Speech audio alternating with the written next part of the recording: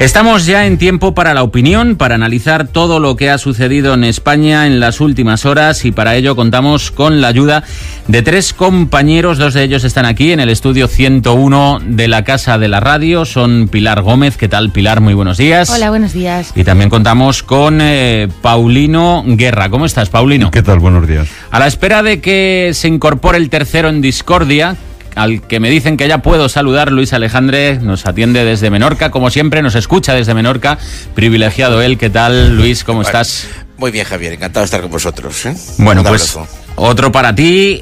Si os parece, vamos a empezar con las novedades que ha dejado Pablo Casado esta mañana en una entrevista que ha concedido. Son novedades que tienen que ver, en cierto modo, con el calendario, en eso de la composición del nuevo PP, en la que está trabajando desde que el sábado pasado se impuso a Soraya Sáenz de Santamaría gracias al apoyo de los compromisarios. Esas novedades pasan porque se anuncia un encuentro con Soraya Sáenz de Santamaría el próximo miércoles. Soraya Sáenz de Santamaría será la segunda reunión prevista de Casado, ya que primero se va a reunir con Rajoy. Y luego, el jueves, también de esta misma semana, se va a llevar a cabo un primer comité ejecutivo en Barcelona. Ese día, el jueves, según Casado, se despejará una de las grandes incógnitas. ¿Para quién va a ir la Secretaría General del PP? Se dice que para una mujer. Varias exministras suenan con fuerza: Isabel García Tejerina, Dolors Montserrat, también hay una política andaluza, Esperanza Oña. Lo que pasa es que ahora mismo son todo quinielas. No sé si vosotros dispondréis de alguna información, Pilar. Bueno, yo creo que son todo quinielas, como tú dices. Es verdad que la gente del entorno de Pablo, pues hoy nosotros lo apuntamos en La Razón, le ha aconsejado y él está valorando que los puestos importantes como el de secretaria general o el de portavoz en el Congreso estuvieran ocupados por mujeres. Hay muchos nombres. Yo creo que Dolors Montserrat es un nombre que tenemos que apuntarnos porque tendrá un buen puesto. Tejerina, me comentaba Paulino a micrófono cerrado que también puede haber alguna gallega, pero está claro que Pablo ahora va con su libretita, o él dice que con su iPhone, que él lo hace en el iPhone, su lista, que no tiene un cuaderno azul, sino que hace bloc de notas. Los tiempos cambian. Sí, que hace bloc de notas en el iPhone. Y bueno, pero yo creo que es el momento ahora de lo que se llama integración. Yo veo integración en los territorios y que veo que ahí va a ser sencillo, que no vamos a ver cambios en Juanma Moreno, aunque haya estado en la lista de Soraya, que es la primera cita electoral que tiene el PP y todos los partidos, porque se adelantarán las andaluzas. Y luego, hombre, hay nombres en la lista de Santamaría que, como Fátima Báñez o como el propio John, yo creo que son integrables, aunque no esperemos tampoco verlos en grandes puestos. Los grandes puestos serán para la gente que ha estado con Pablo, y si yo tuviera que quedarme un nombre, me apuntaría a Montserrat y Tejerina como en alguno de los puestos. A la vista de lo sucedido con otros partidos que ya han realizado primarias, el PP se ha estrenado en un proceso como este, lo de la integración no ha acabado de ser real del todo. Paulino, ¿crees que el PP sí va a conseguir una integración real y total? Vamos a ver, yo creo que hay varios niveles. Está, digamos, el núcleo más próximo a Soraya Sáenz de Santamaría, que supongo que hay mucha gente que todavía pues está dolida por la derrota. He visto por ahí alguna crónica esta mañana, algún periódico llena de reproches al candidato ganador. Pero bueno, y en ese ámbito pues igual es más posible que alguna gente pues pueda integrarse, sobre todo los más apegados, los que han estado más en la estrategia y los que pensaban ellos que iban a ganar con toda seguridad. De hecho, pues vimos como en el Congreso Soraya, al contrario que lo que ha hecho Casado, pues ya presentó su candidato a la Secretaría General. En ese ámbito igual es más difícil, aunque yo creo que, además habéis comentado que Casado ha dicho que previamente se va a reunir con Rajoy. Yo espero que entre todos creen un clima de distensión para que sea posible el entendimiento.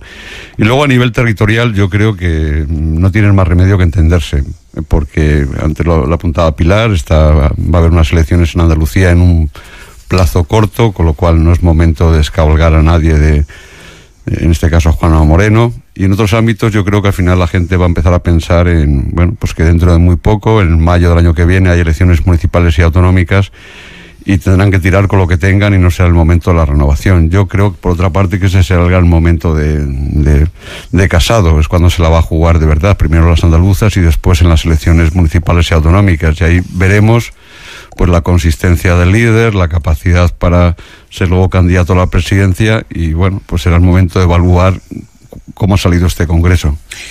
Luis Alejandre, enseguida te cedo la palabra, pero antes vamos a escuchar cómo ha respondido Casado, ha sido en la COPE hace unos minutos.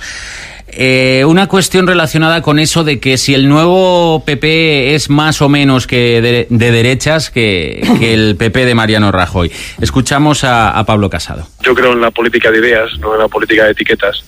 Y si los 5 principios que yo he reclamado para el Partido Popular y para España, que son la libertad individual y la baja de impuestos, la unidad de España, la defensa de la vida y la familia, la honestidad y la eficacia en la gestión, y la seguridad y la defensa de las víctimas del terrorismo, si eso es de derechas, pues yo creo que quien tiene un problema es quien se siente excluido de esos principios. Mensajes también de Casado sobre la cuestión independentista en Cataluña. Ya que este mes en el que hemos estado en funciones, el Partido Socialista y Pedro Sánchez no han perdido el tiempo. Por tanto, tenemos que tener muy claro que España nos necesita más que nunca, que el Partido Popular ha vuelto y que todo lo que hemos planteado en campaña se tiene que ahora materializar también en una labor de oposición firme, pero sobre todo responsable, y en concreto con el desafío secesionista en Cataluña, que no ha hecho más que incrementarse. Luis Alejandre, ¿cómo ves todos estos mensajes? ¿Cómo observas esta redefinición de la ideología popular? Bueno, yo creo que hay que dejar tiempo, hay que reposar el modelo. En el fondo, lo que habéis transmitido ahora de Casado en COPE coincide con las palabras que he dicho antes, que yo estaba escuchando con mucha atención, de Maroto, cuando él ha hablado Veo que se prioriza Cataluña. El hecho de que quieran ir a hacer la primera reunión del comité a hacerla en Cataluña es un guiño, y por lo que dice Pilar, quizás ese guiño puede significar pensar en Dolores Montserrat. Pero cuando has hablado de calendario, también será importante la reunión de hoy en Galicia con motivo del funeral. Él estará muy cerca de Rajoy, estará muy cerca de Feijóo, que pueden ser 2 buenos puntales también para asesorarle. Pero vuelvo a decir, creo que tiene bastante personalidad para recoger lo que se ha hecho esos días. Hoy lunes no es momento tampoco para precipitarse, dar tiempo. Y yo creo que las palabras que él dice, si pensamos en la libertad de las personas, si pensamos en España como nación, si pensamos en bajar impuestos, etcétera, si nos ponen etiquetas de derechas, pues bienvenidas sean. Vamos a seguir con la cuestión catalana y con el otro congreso que ha acaparado la atención este fin de semana. Es la Asamblea Nacional del PDeCAT. Ha renovado su cúpula, nueva dirección. David Bonvehí es el nuevo presidente de esta formación, la antigua Convergencia. Ha sido un proceso bastante duro. El riesgo de ruptura ha estado siempre presente hasta el momento en el que la ya ex coordinadora general Marta Pascal dio un paso atrás para que el plan de Puigdemont, que es la integración del PDeCAT en la Crida, fructificara. ¿Qué os parecen todos estos movimientos en Cataluña dentro del seno del independentismo? Paulino, ¿todo esto va a pasar factura, esa operación diálogo que tiene abierta ahora mismo Pedro Sánchez en Cataluña? Déjame que te diga una cosa del tema anterior, que antes se me ha olvidado. El pasado sábado, al acabar el Congreso, Pablo Casado bajó a la zona de los periodistas a saludar a la gente que estaba allí rematando las crónicas, y la pregunta fue la integración, y la respuesta fue que según él iba a ser muy fácil esa integración. Simplemente quería un dato que se me había olvidado antes. En cuanto al tema, me preguntaba si me repites la pregunta. Sí, el PDeCAT, si lo sucedido este pasado fin de semana con el PDeCAT, que ha decidido finalmente integrarse en la Crida que propone Puigdemont, si todos estos movimientos y tensiones dentro del bloque independentista van a afectar a esa operación diálogo emprendida por el nuevo gobierno en Cataluña. Bueno, si me permites, voy por partes. Yo, primero, las formas, esta manera de, destituir o impedir que la secretaria general, Marta Pascal, siguiese al frente del PDeCAT. A mí me recordaba aquello, la novela de Vázquez Montalbán de asesinato en el Comité Central. En tiempos de primarias, de democracia interna, que alguien desde Berlín le diga a unos alcaldes, si Marta Pascal repite, yo me doy de baja en el PDeCAT, pues parece que es una manera un tanto violenta, no propia de momentos democráticos y más asimilable a una especie de mandarín que toma decisiones por por sí ante sí. Y en cuanto a los efectos, bueno, el PDeCAT fue una pieza importante en la moción de censura. Si no hubiera de Sánchez a Rajoy, si no hubiera votado sus 8 escaños, pues en este momento Sánchez no sería presidente. Y en aquel momento se votó en contra de la opinión de Puigdemont. Ahí hubo una especie de trama de acuerdos internos capitaneados por Marta Pascal para destituir a Rajoy y para que Sánchez fuera presidente. Aquello no le gustó nada a Puigdemont, y yo entiendo que ahora que Puigdemont tiene el control del PDeCAT, o al menos de 60 y pico %, que su objetivo es que todo desemboque en la llamada crisis nacional para convertirse en una especie de Napoleón Bonaparte del independentismo. Bueno, habrá que ver cómo van a votar a partir de ahora los 8 escaños del PDeCAT en el Congreso de los Diputados.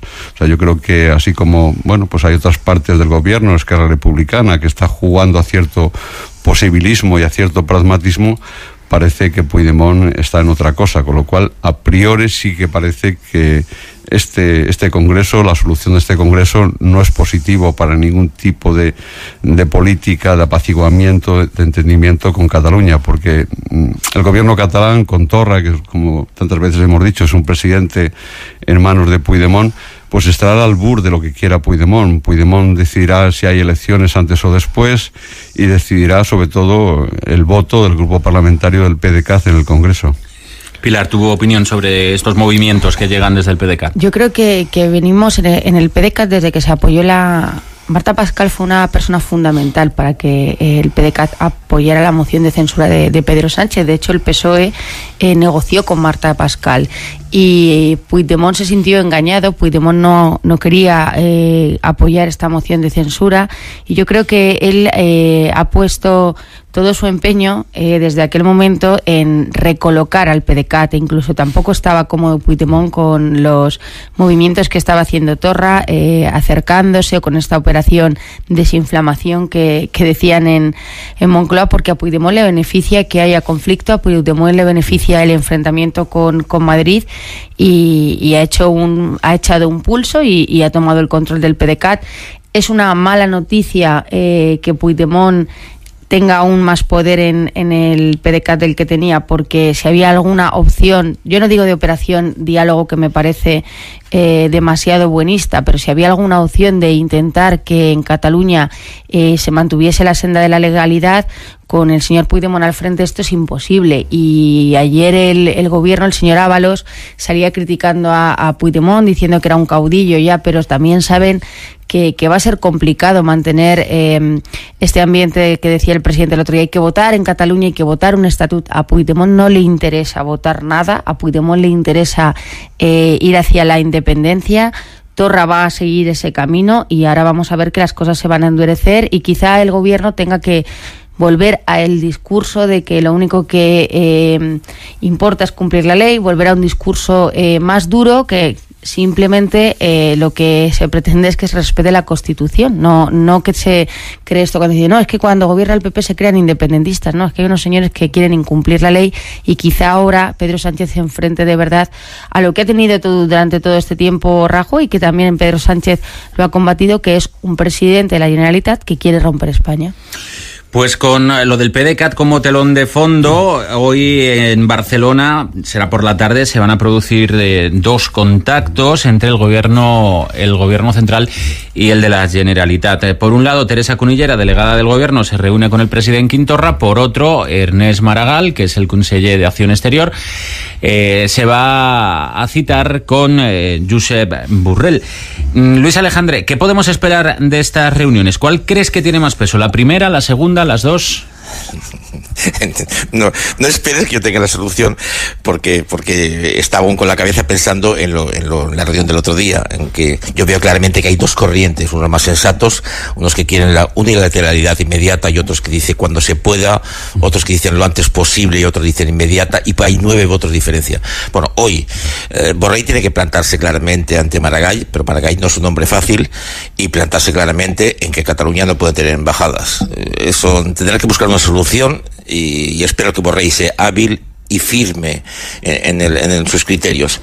Respecto a Cunillera y Torra, recuerda que Cunillera fue una mujer que rompió la disciplina de voto del PSC cuando se declaró la unilateralidad.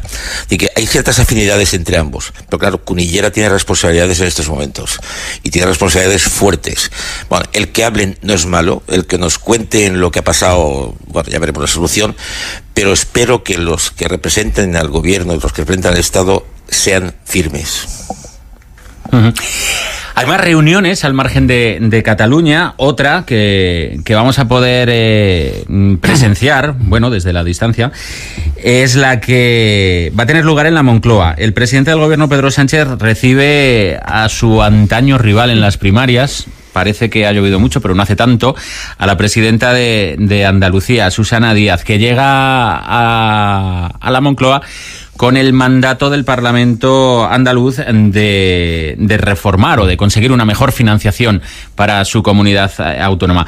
Paulino, ¿crees que Susana va a ser tan dura con Sánchez como parece que fue con Rajoy hace unos meses, cuando la recibió? Pues naturalmente no. Yo creo que Susana, pues está en la situación en la que se encuentra, perdió las elecciones a la Secretaría General del Congreso, del PSOE, está refugiada en Andalucía contra Rajoy, tenía un discurso claro, pues de agravio hacia Andalucía, de que no había suficientes fondos, de que no se hacía un nuevo modelo de financiación autonómica, y ahora pues se encuentra en una situación en la cual en Madrid está un presidente del gobierno que es socialista, con lo cual tiene que modular pues las críticas. Es más, Pedro Sánchez, pues a la hora de hacer el gobierno y a la hora de hacer según qué nombramientos, pues no ha sido especialmente generosa con Susana. Por ejemplo, el delegado del gobierno en Andalucía nombrado, pues es un señor que ha sido rival desde las juventudes socialistas en Andalucía de Susana Díaz, ¿no? Con lo cual, pues supongo que escucharemos mucho lenguaje del tipo de eufemístico. Y ya ha dicho Sánchez que no va a haber un nuevo modelo de financiación. Yo creo que él está más pendiente ahora en Cataluña que en Andalucía. Lo que pasa que, dentro de poco habrá unas elecciones en Andalucía y todo el mundo tendrá que gesticular mucho. Pilar, tu opinión, por favor. Hombre, yo creo que tú decías antaño rival, yo creo que va a ser su eterno rival, porque aunque es verdad que hoy se esforzarán en demostrar sintonía, en que todas las heridas se han cerrado, en que el partido está cosido, como diría Susana Díaz, es verdad que en privado los equipos de uno reconocen y los de otro que la relación no es buena, que Susana Díaz sigue pensando que algún día tendrá que haber justicia divina y llegue su oportunidad, y a partir de aquí yo creo que ella lo que va a hacer hoy es un discurso en la línea que hizo el otro día Feijóo. Ellos son como los varones, por decirlo así, destacados, y ella yo creo que hará un discurso muy exigente con Pedro Sánchez para velar por los intereses de los andaluces, pedirá dinero, pedirá un nuevo modelo de financiación, y esto es lo que vamos a ver en Moncloa, que yo creo que sobre todo va a ser un encuentro de foto y de gestos. ¿Estás de acuerdo, Luis Alejandre? Sí, hoy va a ser una Susana más Andalucía que una Susana PSOE nacional. Las fotos serán amables, indiscutible, ahora bajada de escalones, apertura de puertas de coches y besos, pero luego en el fondo habrá lo de la financiación. Y más en el fondo que hay, las elecciones. Susana le dirá, no podemos jugar porque me estoy jugando las elecciones próximas, y planea siempre el juicio continuado contra el de los ERES. Así que esto que más o menos se diluye en los movimientos que hay ahora en España, sigue pesando sobre el PSOE, y puede que pese seriamente sobre las próximas elecciones andaluzas. Vamos a avanzar con otro asunto del día. Este pasa por los tribunales. Es esa cita que tiene esta tarde Cristina Cifuentes. Está otra vez citada a declarar por las irregularidades detectadas en la obtención de su título de máster, expedido, recordamos, por la Universidad Pública Madrileña Rey Juan Carlos. La de hoy es la segunda citación. La primera, el pasado 25 de junio, no pudo llegar a producirse porque la exdirigente del PP alegó padecer fuertes migrañas. No acudió, eso que alegaba luego lo certificó el forense, recordamos también. A las 4:30, cita de Cifuentes, se la investiga, recordamos, por delitos de cohecho y falsedad documental. Paulino, ¿cómo está? ¿Qué informaciones tienes sobre todo este asunto? ¿Qué podemos esperar de esa comparecencia? Vamos a ver, yo creo que el asunto de Cristina Cifuentes, en la medida que ya no es presidenta de la Comunidad de Madrid, que ya no es presidenta del Partido Popular de Madrid, pues yo creo que empieza a tener una importancia y un interés pues menor. Yo creo que la única conexión con la actualidad y con la información es ese hilo que puede unir el máster de Cristina Cifuentes con las sospechas sobre las carreras de Pablo Casado. Por lo demás, yo creo que una vez que ella ha dejado de ser presidenta, pues este tema pues pierde mucha notoriedad y pierde mucha importancia, quiero decir. Pilar. Bueno, yo creo que Cifuentes tendrá que dar hoy explicaciones ante la justicia. Es verdad que desde el punto de vista mediático pues ha bajado unos escalones el interés, pero ahora desde el punto de vista personal Cifuentes lo va a tener muy complicado. Va a tener complicado porque hemos visto que acude después de las declaraciones de las personas que firmaron ese documento, que han reconocido que es un documento falsificado, que han reconocido que no hubo un máster, que han reconocido, acordaros que en rueda de prensa Cifuentes habló que ella había acudido en un mes de junio, creo recordar, hacer su final de trabajo, que había sido juzgado por un tribunal, que había 3 personas, y bueno, pues hemos visto que esa coartada se ha ido desmontando y ahora Cifuentes no está de cara a la opinión pública. Esto no es política, esto son los tribunales y creo que tiene una declaración dura y complicada por delante. Luis.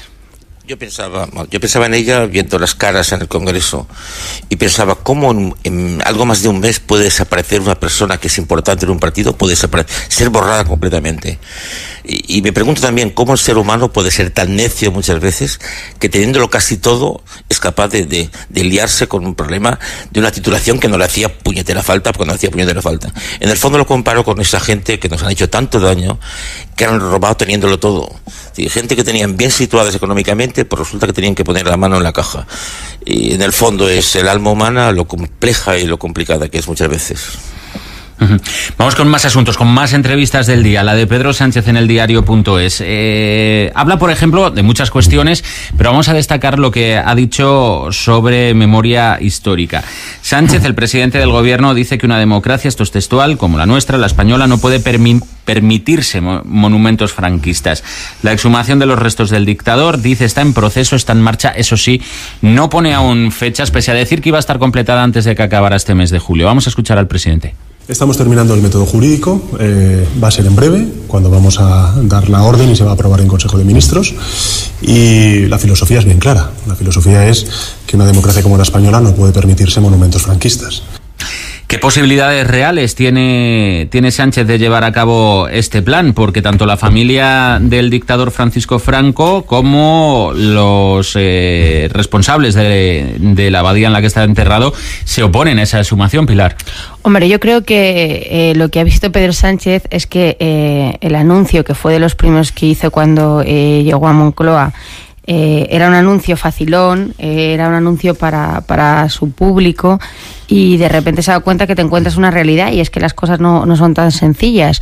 Y es cierto que desde Moncloa aseguran que ellos van a exhumar al dictador sí o sí, que van a hacerlo con o sin la familia. De hecho, ellos ya están buscando, porque ahora no tenían esa fórmula jurídica o la forma de hacerlo sin que luego se encuentren, como hemos visto con Sanjurjo, por ejemplo, que sería un gran ridículo que luego un juzgado te enmendase y te dijera que tendrías que devolver los restos del dictador al Valle de los Caídos. Pero lo van a hacer, lo van a encontrarlo, y de hecho ahora ya se estaba planteando que se volviera a votar en el Congreso, hacer un Real Decreto Ley que luego fuera suscrito como todos por el Rey para exhumar a Franco. Hay un Consejo de Ministros el 3 de agosto, yo creo que ellos van a intentar acelerar, y si no, pues después del verano. Y insisto, con o sin la familia, cosa que me parece que se debería intentar llegar a un acuerdo, porque yo estoy a favor de que se exhume a Franco del Valle de los Caídos, pero creo que hay que hacer las cosas acorde a la ley y negociando y haciéndolas bien. Luis. Complicado porque se ha añadido el alcalde Ferrol, que dice que tampoco quiere que los restos de Franco vuelvan a su villa de nacimiento. Bueno, eso va a dar mucha cola. Y como dice Pilar, una cosa son las intenciones, un programa hecho desde el gobierno, y otra cosa luego es pisar la realidad y acoplar las leyes, los convenios con el Vaticano, las autoridades del Valle, etcétera, etcétera. Bueno, yo en principio, yo que procedo de una generación casi de la posguerra, porque por edad soy, ver cada vez que miramos para atrás, llámese Sanjurjo, llámese Queipo de Llano, llámese los cambios de calles en Barcelona o en Madrid, me parece que es un mirar regresivo. Yo creo que España lo que necesita son ilusiones, y España necesita son proyectos de futuro, y España necesita mirar la unidad, y perder energías en estas cosas a mí me parece insensato. El nuevo presidente del PP ha dicho que si por él fuera no se gastaría un duro en la exhumación de Franco. Paulino. Bueno, yo creo que somos un país enfermo de pasado. Yo creo que dedicamos montones de fuerzas y de energías y de reflexiones intelectuales a asuntos muy caducados. Yo creo que hay una mayoría de españoles, de izquierdas, de derechas, de centro, que están en otra cosa. Yo creo que si nos ponemos, hacemos una lista de asuntos importantes, que son los cuales tenemos que discutir, los que tenemos que tratar de pensar cómo se resuelven, desde la educación a la despoblación, a los problemas de natalidad. Bueno, hay cientos de asuntos urgentes que lo que pasa es que cada gobierno pues elige pues qué pone en la agenda. Y yo creo que el PSOE pues ha puesto en la agenda este asunto. Como decía Pilar, es un asunto fácil, es un asunto con el cual tratan de arrinconar al Partido Popular, vinculándolo con la dictadura, con el franquismo, pero ya la propia enunciado de memoria histórica, la memoria y la historia son enemigas. Son enemigas, quiero decir. O sea, una cosa son los anales, los datos, lo que pasó en un momento determinado, y otra cosa es la memoria que se tiene de esa circunstancia. O sea, cualquiera de nosotros, pues, hechos que hemos vivido, pues, con el tiempo los hemos recompuesto, realimentado, cambiado, y la memoria no tiene nada que ver con la historia. Yo insisto, creo que, como ha dicho alguien, somos un país enfermo de pasado y deberíamos ser un país deseoso de futuro. Bueno, pues hasta aquí nuestro espacio para la tertulia, para la opinión, en las mañanas de Radio Nacional de España. Hoy nos han acompañado Pilar Gómez. Muchísimas gracias, Pilar. Gracias. Nos ha acompañado también aquí en el estudio 101 de la Casa de la Radio Paulino Guerra. Muchas gracias. Nos vemos pronto, Paulino. Y desde Menorca nos ha acompañado también Luis Alejandre. Muchísimas gracias, Luis. Hasta la próxima. Un abrazo. Javier, un abrazo a los tres. Hasta luego.